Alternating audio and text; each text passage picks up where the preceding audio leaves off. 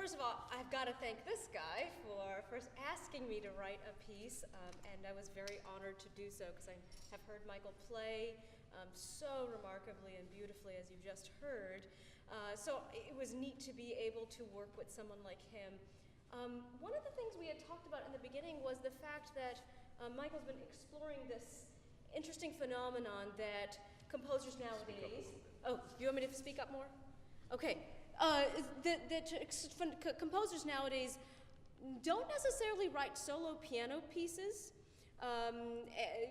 It's something that composers tend to avoid for some reason, and so this was true in my case as well. So that was another reason I was really excited to work with Michael.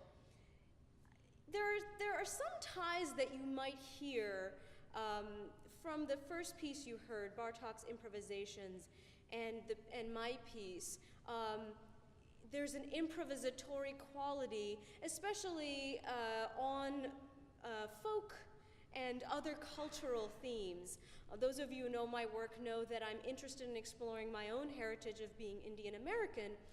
So this piece also falls within that arena where I'm exploring a few particular Indian, what we call ragas, and also a couple of songs. I actually quoted a couple of Hindi songs that I like. I've never really done anything like that. So in a sense, it's a sort of improvisation on Indian folk songs, maybe.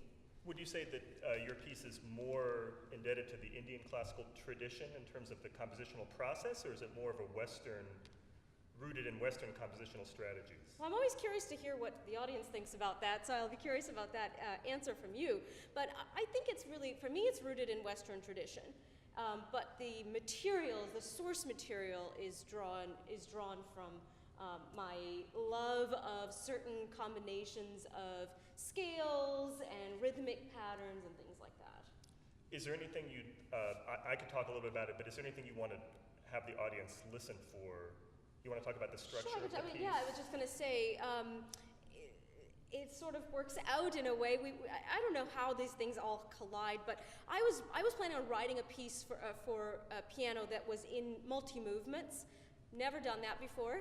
And so I settled upon what is actually familiar to many of you as Bartók's art form. So there are 5 movements. Movements 1 and 5 are related. Movements 2 and 4 are related, and then movement 3 is sort of this, middle kind of crowning.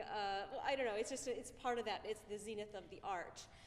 2 and 4 are really, really short. That was another thing I wanted to explore, being able to write something, just little tiny little movement. So they're kind of like interludes.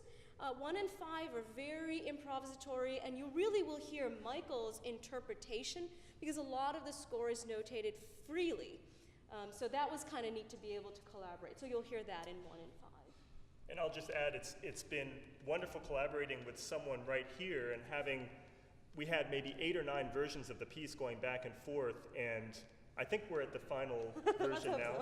But it's so wonderful for performers, and I encourage all of you who are students here performing to work with composers here. It gives you a really different impression of the compositional process and how malleable certain things are.